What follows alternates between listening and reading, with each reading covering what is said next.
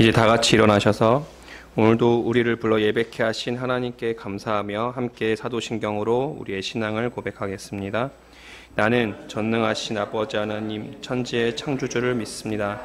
나는 그의 유일하신 아들 우리 주 예수 그리스도를 믿습니다. 그는 성령으로 잉태되어 동정녀 마리아에게서 나시고 본디오 빌라도에게 고난을 받아 십자가에 못 박혀 죽으시고 장사하는 지 사흘 만에 죽은 자 가운데서 다시 살아나셨으며 하늘에 오르시어 전능하신 아버지 하나님 우편에 앉아 계시다가 오히려부터 살아있는 자와 죽은 자를 심판하러 오십니다. 나는 성령을 믿으며 거룩한 공교회와 성도의 교제와 죄를 용서받는 것과 몸의 부활과 영생을 믿습니다. 아멘.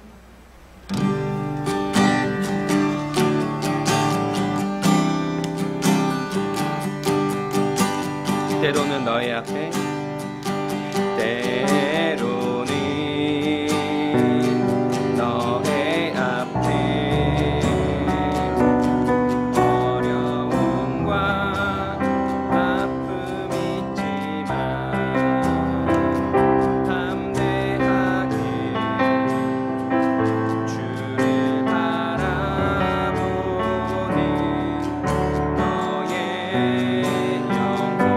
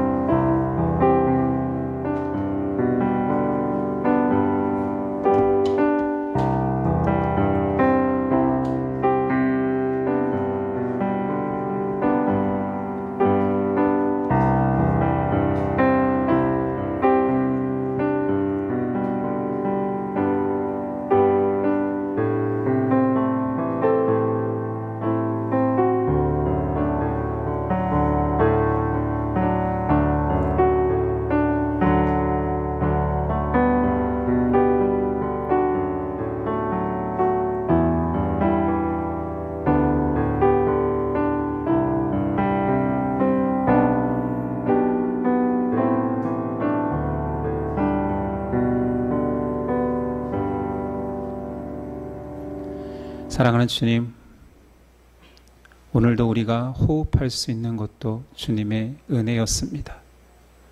이 자리까지 인도하신 하나님의 은혜가 있었기에 예배자로 설 수 있었습니다. 세계 곳곳에서 자연재해로 인하여서 많은 사람이 한순간에 목숨을 잃고 있습니다. 우리도 그렇게 나약한 인간이며 우리에게도 닥칠 수 있는 일이었습니다. 하나님의 은혜가 아니고서는 한시도 호흡할 수 없는 우리임을 알고 있사오니 오늘 다시 창조주 앞에 나아와 예배케 하신 은혜에 감격해 하여 주옵소서. 우리의 부족한 마음이지만 예배를 받아주시고 우리를 향한 하나님의 계획을 이루어 주옵소서. 빈손으로 오지 아니하고 예물 가지고 왔사오니 하나님께서 받으시고 그 예수님의 사랑을 모르는 자들에게 전파될 수 있도록 교회가 바로 설 수 있도록 사용하옵소서. 하나님, 오늘도 우리에게 양식을 허락하십니다. 이 양식 먹고 영원히 사는 능력의 은혜가 있게 하옵소서. 한 주간 살아갈 수 있는 힘이 말씀임을, 하나님이 주시는 호흡임을 기억하며 살 수 있는 믿음 허락하옵소서. 예수 그리스도 이름으로 기도드립니다. 아멘. 우리 일어나셔서 십계명 낭독이 있겠습니다. 하나님이 이 모든 말씀으로 말씀하여 이르시되 나는 너를 애굽 땅 종되었던 집에서 인도하여 낸 내 하나님 여호와니라. 제1은 너는 나 외에는 다른 신들을 내게 두지 말라. 제2는 너를 위하여 새긴 우상을 만들지 말고 또 위로 하늘에 있는 것이나 아래로 땅에 있는 것이나 땅 아래 물속에 있는 것에 어떤 형상도 만들지 말며 그것들에게 절하지 말며 그것들을 섬기지 말라. 제3은 너는 내 하나님 여호와의 이름을 망령되게 부르지 말라. 제4는 안식일을 기억하여 거룩하게 지키라. 제5는 내 부모를 공경하라. 제6은 살인하지 말라. 제7은 간음하지 말라. 제8은 도둑질하지 말라. 제9는 내 이웃에 대하여 거짓 증거하지 말라. 제10은 내 이웃의 집을 탐내지 말라. 예수께서 이르시되 내 마음을 다하고 목숨을 다하고 뜻을 다하여 주 너의 하나님을 사랑하라 하셨으니 이것이 크고 첫째 되는 계명이요 둘째도 그와 같으니 내 이웃을 내 자신같이 사랑하라 하셨으니 이 두 계명이 온 율법과 선지자의 강령이니라. 아멘.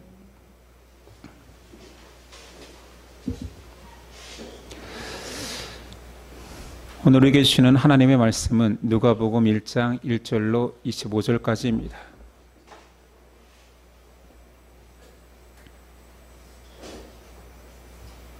누가복음 1장 1절로 25절까지 저와 여러분들이 한 절씩 교독하겠습니다.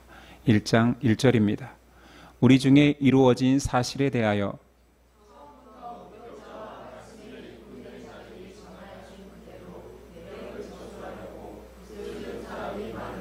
그 모든 일을 근원부터 자세히 미루어 살핀 나도 데오빌로 각하에게 차례대로 써 보내는 것이 좋은 줄 알았노니 유대왕 헤롯 때에 아비야 반열에 제사장 한 사람이 있었으니 이름은 사가랴요 그의 아내는 아론의 자손이니 이름은 엘리사벳이라.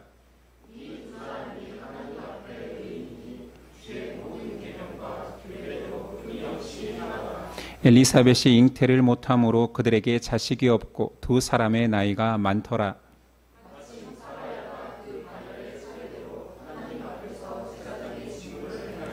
제사장의 전례를 따라 제비를 뽑아 주의 성전에 들어가 분향하고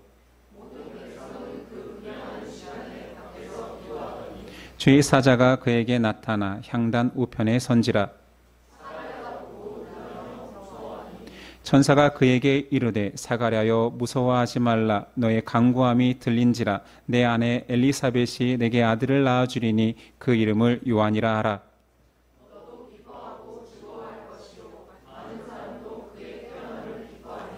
이는 그가 주 앞에 큰 자가 되며 포도주나 독한 술을 마시지 아니하며 모태로부터 성령의 충만함을 받아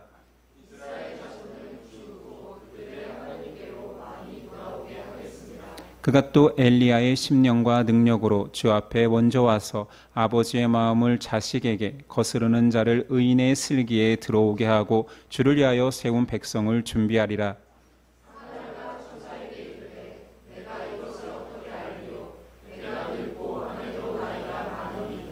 천사가 대답하여 이르되 나는 하나님 앞에 서 있는 가브리엘이라.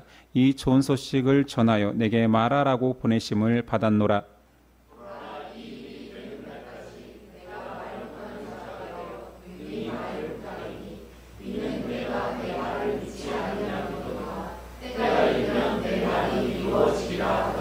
백성들이 사가랴를 기다리며 그가 성전 안에서 지체함을 이상히 여기더라.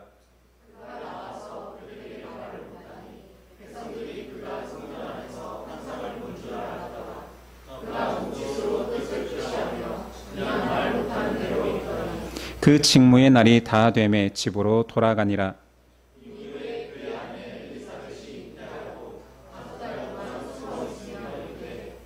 함께 읽습니다. 주께서 나를 돌아보시는 날에 사람들 앞에서 내 부끄러움을 없게 하시려고 이렇게 행하심이라 하더라. 아멘. 오늘 말씀의 제목은 누가가 전한 복음. 누가가 전한 복음이라는 제목으로 오늘 나누겠습니다. 오늘부터 신약 성경 누가 복음을 나누려고 합니다. 지금 우리 안에 성경 안에 존재하는 복음서는 4권입니다. 알다시피 마태, 마가, 누가, 요한 이 4권이 정경으로 채택되었지요. 복음서는 4개지만 모두 동일한 기쁜 소식이라는 뜻의 복음입니다. 복음서를 쭉 읽어보면 다들 느끼시겠지만 동일한 사건과 내용이 반복적으로 등장하여서 그래서 그 동일한 내용을 다룬 구절을 평행본문이라 칭합니다. 성경이 이렇게 비슷한 곳이 계속 있는 이유가 있습니다. 많은 신학자들이 동의하듯 예수님의 어록이라는 큐 자료를 같이 사용했을 거라 여깁니다. 큐는 독일어 크벨레라는 자료라는 뜻의 앞글자 큐를 가져와서 마태도 마가도 누가도 예수님의 행하심과 어록을 그 큐 자료 안에서 모아두었던 것들을 근거로 바르게 인용했을 거라고 보는 거지요. 그런 의미에서 이 세 복음서를 공통된 관점을 가지고 있다 해서 공관복음이라고 합니다. 나머지 요한복음만 전혀 다른 전승의 흐름에 따라 기록되었습니다. 복음서가 4개이기에 각자의 독특한 다른 관점을 가지고 있습니다. 교회는 역사 속에서 각 복음서를 인정함으로 각자의 뉘앙스와 표현 방식이 존중됨으로 인하여서 각 복음서가 서로의 객관성과 변치 않는 핵심을 주장하고 있다고 생각합니다. 이 4복음서 말고도 역사 속에서 베드로 복음서도 있었습니다. 12제자의 수장격인 베드로가 복음서 안 썼겠습니까? 그러나 그건 너무 과장되거나 잘못된 내용이 들어있다 하여서 베드로가 쓰지 않았을 거라 여겨 정경에서 제외된 것입니다. 오늘 누가복음에는 누가복음만의 특징이 있습니다. 첫 번째 특징은 누가복음은 서언이 존재합니다. 누가복음이기 때문에 당연히 기록자는 누가지요. 누가는 또한 누가복음만 쓴 것이 아니라 사도행전의 기록자로도 성경에 나타나 있습니다. 서언은 이렇습니다. 1, 2절. 우리 중에 이루어진 사실에 대하여 처음부터 목격자와 말씀에 일꾼된 자들이 전하여 준 그대로 내력을 저술하려고 붓을 든 사람이 많은지라. 이렇게 어떤 글 앞에 글의 목적을 드러내는 서언이 등장하는 것은 당시 그리스 로마 문학에서 등장하는 특징입니다. 그러니까 누가는 당시에 주류인 대중들에게 예수님의 행적을 바로 전하고 싶어 이런 양식을 채택한 것이지요. 또한 서원 속에는 그 글을 향한 수신자가 기록되어 있습니다. 3, 4절 그 모든 일을 근원부터 자세히 미루어 살핀 나도 데오빌로 각하에게 차례대로 써 보내는 것이 좋은 줄 알았노니 이는 각하가 알고 있는 바를 더 확실하게 하려 함이로다. 각하라는 표현은 로마 고위 관료에게 쓰는 표현이었습니다. 명예로운 호칭이지요.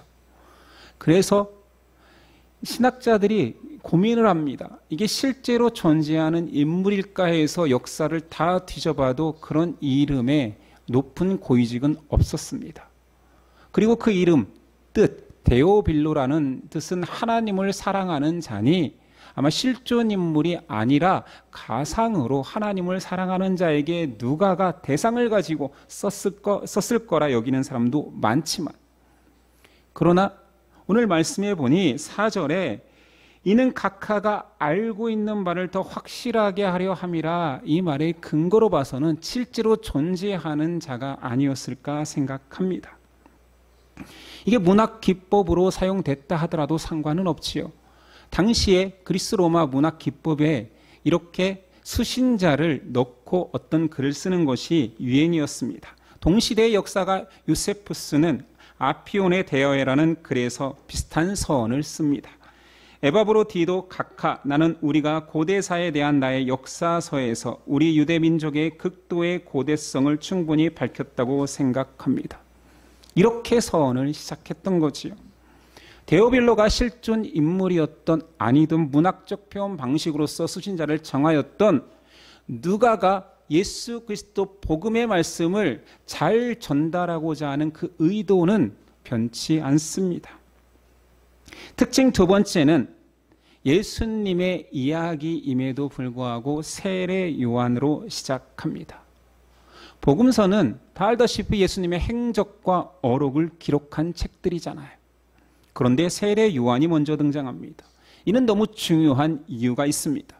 우리가 가진 성경에는 크게 두 분류로 구약 성경, 신약 성경으로 나누어져 있습니다.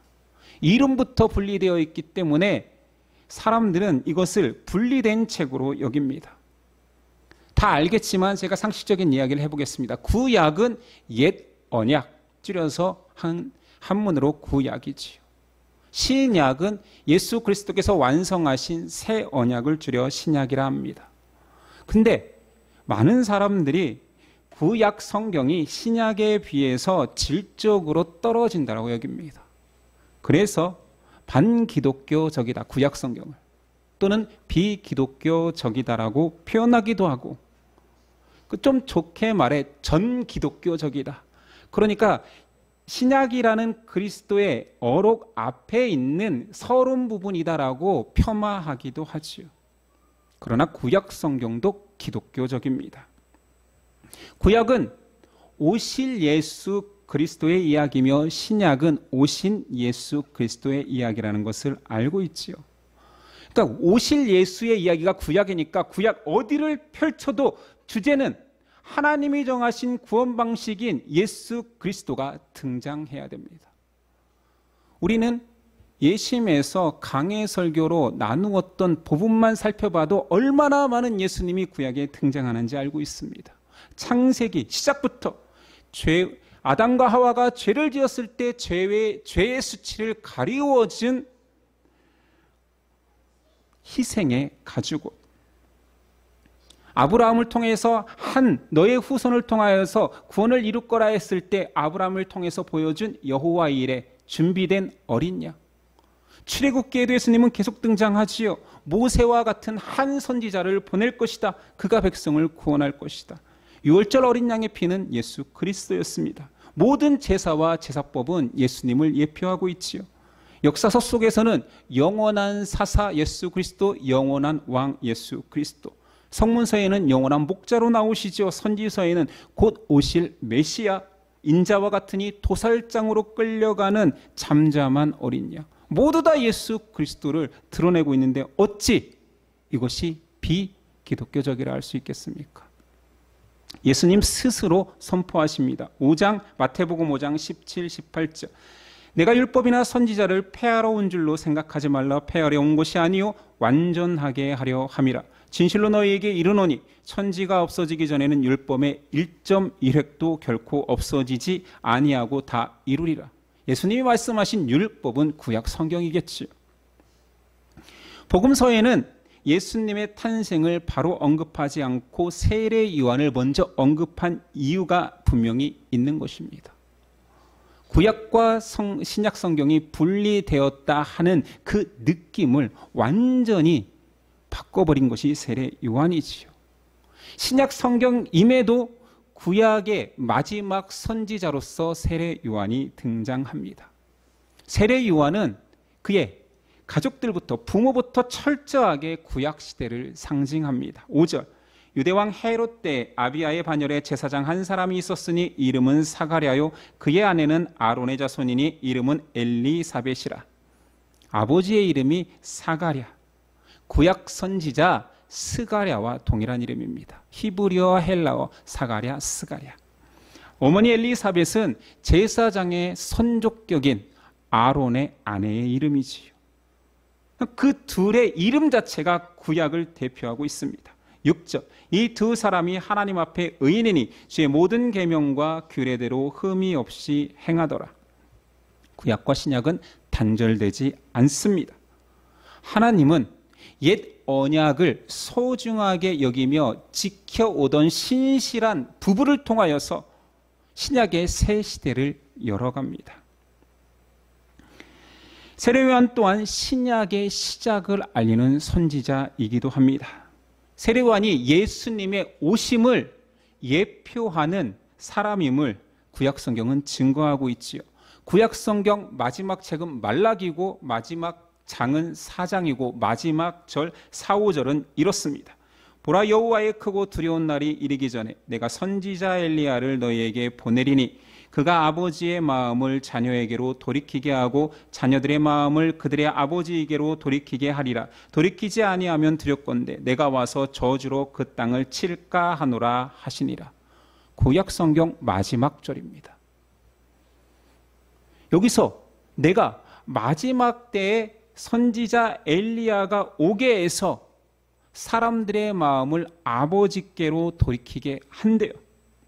실제로 죽었던 엘리야가 환생해서 다시 온다라는 이야기가 아니겠지요. 17절 그가 세례 요한이죠. 엘리야의 심령과 능력으로 주 앞에 먼저 와서 아버지의 마음을 자식에게 거스르는 자를 의인의 슬기에 돌아오게 하고 주를 위하여 세운 백성을 준비하리라. 완벽하게 구약 성경 마지막 절과 신약의 세례 요한의 등장이 붙어 있습니다. 예수님께서 확증하시죠. 마태복음 11장 13, 14절 모든 선지자와 율법이 예언한 것은 요한까지니 만일 너희가 즐겨 받을진대 오리라 한 엘리야가 곧 이 사람이니라. 구약 성경은 반기독교적이지도 비기독교적이지도 전기독교적이지도 않습니다. 구약 성경도 기독교적입니다. 세례 요한은 구약과 신약의 완벽한 브릿지가 되어줍니다. 그로 인하여서 신구약이 한 권의 성경이 된 것입니다. 그러므로 세례 요한이 예수님의 출생 이전의 복음서에 먼저 등장하는 것입니다. 사가랴를 통하여서 세례 요한 자녀의 수태를 고지하고 마리아를 통하여서 예수 그리스도의 수태를 고지함으로 예수, 진정한 메시아가 오는데 그 방식이 이것임을 선언한 거지요. 구약 성경에는 메시아 오심의 형태를 여러 번 예언하였습니다. 아브라함의 사라가 자녀가 없었지만 하나님의 능력으로 수태했지요. 결코 인간의 힘으로는 자녀를 가질 수 없는 불가능의 상태에서 하나님의 능력으로 자녀를 얻게 할 것이다. 사무엘의 어머니 한나가 자녀가 없었지만 하나님의 능력으로 수태합니다. 이 메시지를 망각했을 이스라엘을 위하여서 다시 한번 강조합니다. 7절 엘리사벳이 잉태를 못함으로 그들에게 자식이 없고 두 사람의 나이가 많더라. 불가능한 그 상황에서 내가 자녀를 낳게 할 텐데 그 방식으로 메시아는 올 것이다. 우린 말씀 속에서 특별히 택한 자들의 특징도 발견할 수 있습니다. 큰 믿음의 족적을 남긴 우리의 신앙 선배들은 모두 현대 기독교인들이 원하는 형통과는 전혀 다릅니다. 오히려 고난 속에서, 환난 속에서, 불가능 속에서 하나님을 의지함으로 신실한 믿음을 얻게 됩니다. 성경은 믿음의 사람들을 묘사함에 있어 드라마틱하게 영웅적으로 묘사하지 않습니다. 우리는 성경을 보며 이 사실을 받아들여야 돼요. 성경은 그렇게 막 흥분되고 나도 이 사람처럼 하나님의 택함을 받고 싶어 라는 내용은 거의 찾아보기 힘듭니다. 오히려 본이 되는 모든 사람들은 고난과 환난과 힘듦 속에서도 하나님을 신실하게 의지하는 모습이 보이지요. 그 대표적인 사람을 찾으라면 그냥 예수 그리스도지요. 성경은 진리를 선포하기에 우리에게, 신앙인에게는 그것이 표준입니다. 1절에서 3절을 다시 읽습니다. 우리 중에 이루어진 사실에 대하여 처음부터 목격자와 말씀에 일꾼된 자들이 전하여 준 그대로 내력을 저술하려고 붓을 든 사람이 많은지라 그 모든 일을 근원부터 자세히 미루어 살핀 나도 데오빌로가카에게 차례대로 써 보내는 것이 좋은 줄 알았노니. 누가는 예수 행적 어록을 기록함에 있어 왜곡시키지 않습니다. 이루어진 사실에 대하여 일꾼들이 전하여 준 그대로 과장하지도 않습니다. 선전하지도 않습니다. 그냥 진실만을 기록하겠다 말합니다. 이것을 우리가 받아들여야 되지요. 우리는 과장하고 왜곡하고 선전하려 합니다. 확대 해석하고 그 뜻이 아닌 것들을 나에게 맞게 바꾸려 합니다. 또한 성경을 안다라는 것은 어떤 특정 사건과 인물을 알아가는 것이 아닙니다. 성경이 하나님의 말씀이기에 창조와 구원의 신비를 아는 것입니다. 여러분, 하나님을 아시지요? 하나님을 안다라는 것이 무엇입니까? 그런 분이 있어. 그런 분이 나하고 관련이 있나 봐입니까? 만물을 창조하신 그 주인께서 나를 만드셨고 나를 구원하시고 세상을 통치하신다라는 것을 인정하는 것을 안다라고 그러지요. 여러분, 예수님을 압니다. 하나님의 아들 예수 그리스도. 2000년 전에 유대 땅에 나타난 예수를 아는 것입니까? 아니지요. 우리가 예수님을 안다라는 것은 죽지 않는 영원한 신비를 나에게 주신 분임을 고백하는 것입니다. 그런데 많은 사람들이 성경을 읽으면서 그 신비를 보면서 너무 잘못된 방식으로 성경을 대합니다. 어떤 이들은 성경을 위인전이나 교양서적을 보듯이 합니다. 인본주의 서적으로 인간이 쓴 책일 뿐이다라고 이야기합니다. 신기하고 놀라운 일이 일어남을 믿지만 있었을 거야. 인정해. 그렇지만 나하고는 상관없는 책입니다. 성경을 좋게 보면 가끔 가슴이 뜨거워지고 감동이 있지만 여전히 사람의 교훈으로 보는 일도 있습니다. 제가 예전에 한번 이야기했던 기억이 있네요. 고등학교 때 수학 선생님은 버릇처럼 내가 성경책을 10번 읽어봤는데 별것 없더라 자랑을 합니다. 아이들에게 자율학습을 시키고 이 교탁에 올라가 가부좌를 들고 묵상을 하는 분입니다. 근데 이분이 묵상한다고 하면 10분이 채 지나지 않아 졸기 시작합니다. 그게 무슨 묵상입니까? 그래서 이분이 재밌는 분은 맞지만 실없습니다. 그래서 그분이 성경을 10번 읽었다라는 것도 저는 과장이거나 거짓말 같습니다. 사랑하는 이가 아니고서는 생명의 말씀이라 여기지 아니하고서는 그게 10번 정도 읽어지는 책이 아닙니다. 스킵했겠지요. 아무것도 모르는 레위기 제사법이 계속 읽혀지겠습니까? 선지자들의 환상 같은 것들을 보면서 이것이 계속 재밌어서 읽어지겠습니까? 사랑하는 자들에게 읽어지는 책인 거죠. 물론 사랑하지 않는데도 읽는 사람들을 봤습니다. 저는 20년 이상 안티 기독교 클럽에 가입되어 있습니다. 자주 들어가는 것은 아니지만 종종 들어가면 지금도 활동하고 과거에는 정말로 열심히 활동하는 자들이 있었습니다. 기독교를 비방하고 깎아내리고 모순을 찾아야 되겠다라고 그중에 개중에 어떤 사람들은 연구하듯 상세하게 읽습니다. 안타깝게도 그렇게 열심히 읽는데도 창조주의 비밀, 생명을 발견하지 못합니다. 좋은 의도를 가지고 성경을 대하지만 잘못된 관점으로 읽어내는 사람들도 있습니다. 과거 기독교는 진화론에 초토화된 적이 있습니다. 기독교의 명예가 땅에 떨어져 버렸죠. 이것을 회복하기 위해서 과학자들이 성경을 과학적으로 증명하고 변론하고, 한국에도 그런 자들이 있었으니 창조과학회입니다. 그렇지만 하나님의 말씀은 과학이 아닙니다. 과학은 침대뿐입니다. 이들이 과학으로 설명하면 설명할수록 성경의 신비로움과 영적인 것들이 사라져가는 거예요.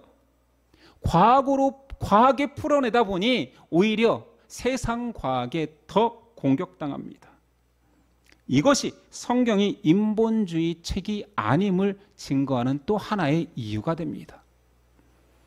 성경은 창조주의 말씀이기에 그 자체로 능력이며 신비입니다. 다른 말이 더 이상 필요하지 않습니다. 잘 표현되어 있는 말씀이 히브리서 4장 12, 13절입니다. 하나님의 말씀은 살아있고 활력이 있어 좌우에 날쌘 어떤 검보다도 예리하여 혼과 영과 및 관절과 골수를 찔러 쪼개기까지 하며 또 마음의 생각과 뜻을 판단하나니 지으신 것이 하나도 그 앞에 나타나지 않음이 없고 우리의 결산을 받으실 이의 눈앞에 만물이 벌거벗은 것 같이 드러나느니라. 이것이 성경입니다. 복음서는 우리를 생명으로 인도하기 위해 예수님의 발자취를 따라갈 수 있게 기록되어 있습니다. 그러니 생명의 어록이지요. 책이 더 이상 아니며 글이 아닌 경우를 우리도 경험적으로 압니다.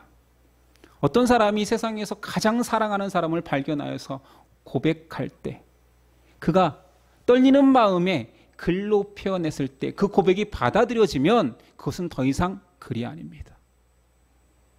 만약에 죽어가는 사람에게 그를 살릴 수 있는 방법이 쪽지로 전하여진다라면 그건 단순히 종이로 끝나지 않습니다. 복음서는 예수님께서 목숨을 버리시면서까지 우리를 살리기 위한 생명의 편지입니다. 또한 현대인들이 성경을 잘못 보는 방식은 영적으로 보긴 하지만 신비로운 주문처럼 여깁니다. 성경을 다독하면 다독할수록 하나님의 임재와 복이 커질 거라는 단순한 생각을 갖는 것이요. 성경을 많이 보는 것은 귀합니다. 그의 태도는 정말 칭찬받아 마땅합니다. 그러나 단순히 본다라면 성경을 많이 보는 것은 교양을 높여줄지언정 영적으로 되어진다라, 믿음이 커진다라 말할 수는 없습니다. 왜냐하면 바른 믿음은 성경을 알아가고 아는 것이 전제되긴 하지만 그 말씀에 순종할 수 있어야 되기 때문이지요. 근데 많은 이들이 성경을 능력의 주문으로 여기지만 성경은 생명의 보고입니다. 성경은 목말라 죽는 자에게 생명의 물이 되어줍니다. 성경은 존재의 이유와 삶의 목표를 가르쳐주기에 신비의 문입니다. 복음서는 우리가 구원으로 나아갈 수 있는 예수님의 행적과 말씀으로 그를 따르는 자들에게 생명의 지도가 됩니다. 만약에 아무것도 없이 예수님을 따르라. 네가 교회 다니니까 자, 기도 열심히 하고 성도들과 함께 열심히 따라오라 한다라면 하나님 앞에 나아가는 백성으로 온전히 서기까지 이렇게 많은 것들이 주어지고 방향이 주어졌음에도 어려운데 성경이 없다면 얼마나 더 어렵겠습니까? 사람이 연약한데 성령의 인도하심이 환상 속에서만 있다라면 우리의 신앙생활이 얼마나 어려워질까요? 하나님은 우리의 한계를 아십니다. 그래서 믿음의 지도, 믿음의 지침서인 성경을 이 땅에 남겨주셨습니다. 우리는 그 성경을 생명이라 여기기에, 하나님의 말씀이라 여기기에 그 말씀은 완벽합니다. 왜냐하면 완벽할 수밖에 없는 이유는 하나님이 주셨기 때문입니다. 우리는 이것을 믿지요. 신앙인도 여전히 신앙해도 연약한 인간일 뿐입니다. 오늘 말씀 속에 세례 요한 아비는 제사장입니다. 그 제사장이 천사를 보고 두려워합니다. 12, 13절. 사가랴가 보고 놀라워 무서워하니 천사가 그에게 이르되 사가랴여 무서워하지 말라. 너의 간구함이 들린지라. 내 아내 엘리사벳이 내게 아들을 낳아주리니 그 이름을 요한이라 하라.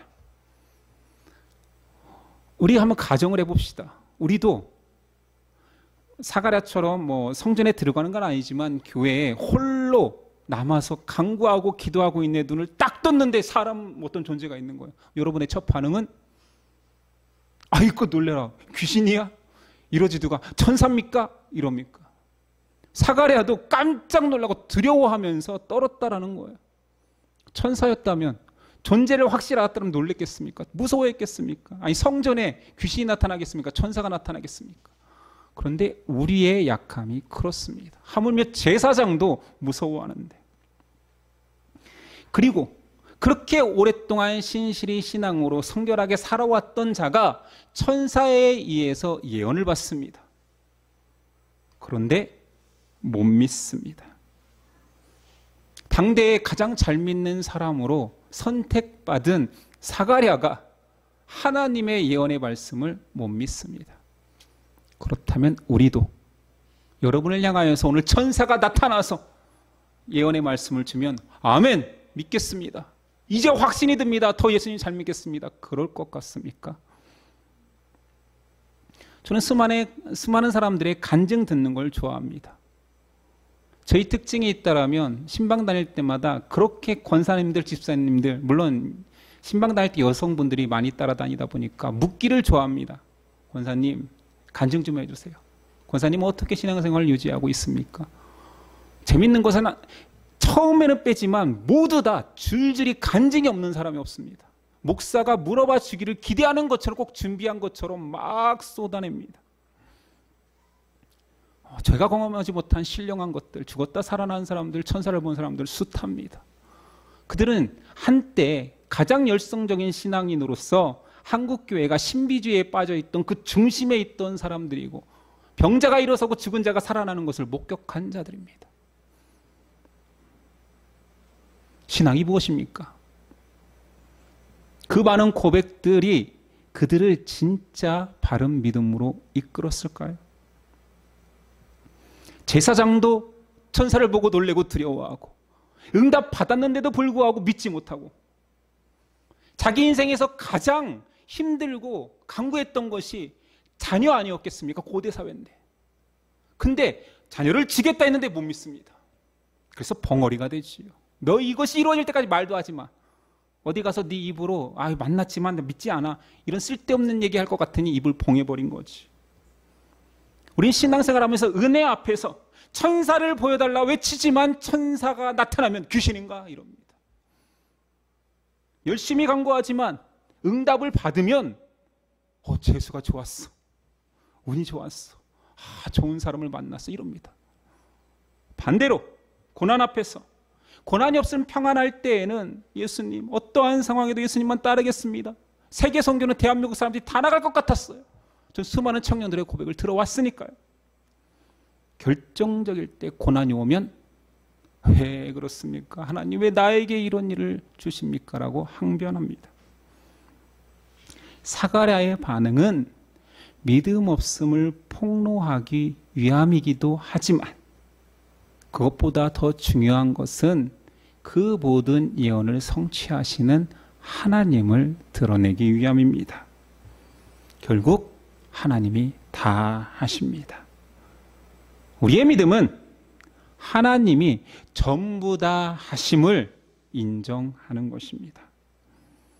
하나님께서 예수님의 여표인 엘리야를 준비시킵니다. 때가 참에 하나님께서 자녀 없는 집에 찾아가 세례 요한을 잉태케 하십니다. 하나님의 구약 성경을 붙들고 구약의 약속을 붙들고 믿음의 경주를 신실하게 해온 한 가정을 통하여서 구원의 도구를 삼습니다. 하나님께서 하신 일이지요. 그리고 그 가정에 기쁨과 감사가 넘치게 합니다. 14절이야.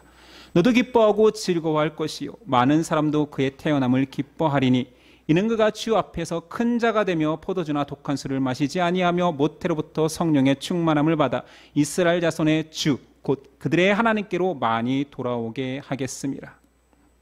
오늘 말씀 마지막 절 25절. 주께서 나를 돌보시는 날에 사람들 앞에서 내 부끄러움을 없게 하시려고 이렇게 행하심이라 하더라. 하나님이 다 행하십니다. 사람은 그 사랑을 먼저 받고 많이 받아 누리고 하나님께서 가장 좋은 방식으로 하나님의 때에 나를 인도하심을 인정하면 됩니다. 성경은 알려주고 있지요. 하나님께서 구약, 옛날 약속, 신약, 새로운 약속을 통하여서 결국 이루는 것은 너희의 구원이다. 이 비밀이 하나님의 책에 사람의 언어로 기록되었습니다. 그래도 여전히 책이며 그냥 말일 뿐입니까? 하나님이 선포하셨고 기록하셨고 예수님이 오셔서 확증하셨고 성령께서 인치시고 믿게 하십니다.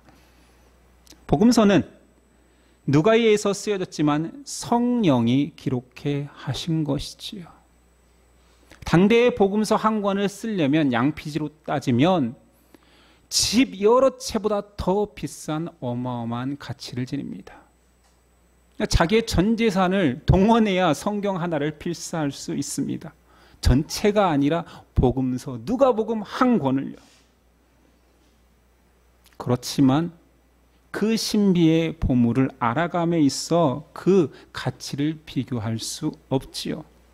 그냥 보물입니다. 여러분에게 묻겠습니다. 여러분 보물 있습니까? 이건 물으나 마나 자녀 있는 사람들에게는 다 물으면 100이면 100 다 제 자녀가 보물입니다. 그런데 함부로 다루지요. 저도 그러니까요. 보물이라고 말하지만 가장 하찮게 여기는 것이 또 자녀이기도 합니다. 이 세상이 사라질 위기에 처한다면 여러분이 생명을 바쳐서 구하려고 하는 것이 보물일 것입니다. 그런 의미에서 많은 부모들이 자녀라 말하겠지요. 자, 신앙인으로서 묻습니다. 신앙인으로서 답해 보시기 바랍니다. 여러분의 보물은 무엇입니까? 그냥 손에 쥘 수 있는 것 중에 생명의 말씀과 그 말씀을 품어낼 수 있는 믿음의 사람이 보물입니다. 믿음의 사람이 있다라면 오늘 누가가 자신이 경험한 복음을 상세히 기록한 것처럼 성령이 역사하셔서 또 계속 복음은 전해질 것입니다. 하나님께서 인류에게 보물을 주신 것이 확실합니다. 하나님께서 직접 선포하신 말씀과 말씀으로 오신 예수 그리스도입니다. 이 보물의 가치를 알고 계속 보물로 여기는 신앙인이 있는가 하면 아직 잘 몰라 새롭게 알아가야 할 자들도 있을 것입니다. 우린 첫 시간 누가복음 서론을 통하여서 말씀을 대하는 자세를 다시 정립합시다. 그냥 책, 흔히 돌아다니는 책, 언제든 손 뻗으면 닿을 수 있는 책, 성경 어플 하나 깔면 언제든지 볼 수 있는 그냥 책과 글이 아닙니다. 창조주의 독생자가 목숨 걸고 이룬 행전이며 이 땅에 남기고 싶어 목숨까지 바친 어록임을 기억합시다.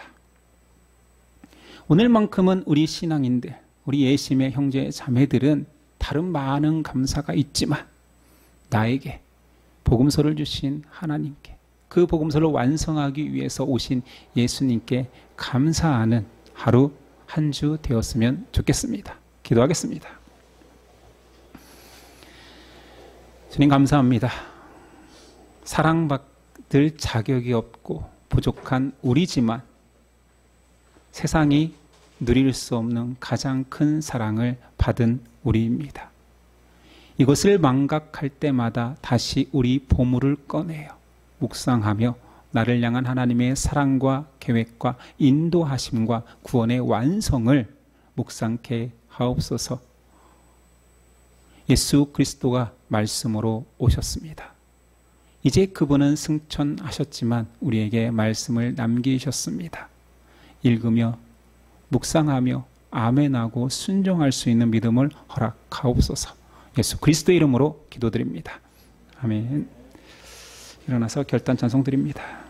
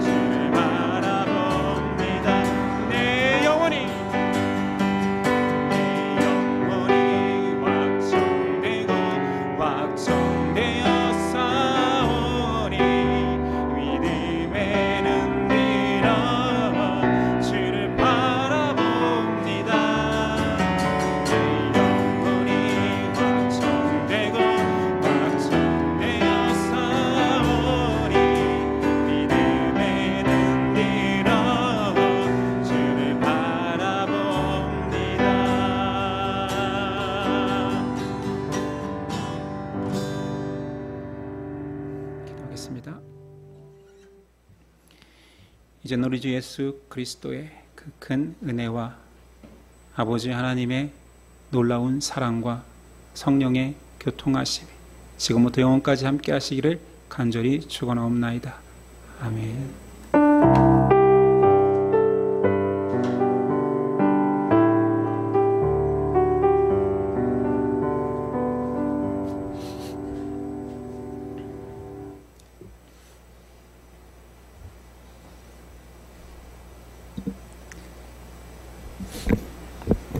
우리 옆사람과 인사했으면 좋겠습니다. 방금 드린 찬양처럼 내 마음은 하나님께 확정되었습니다.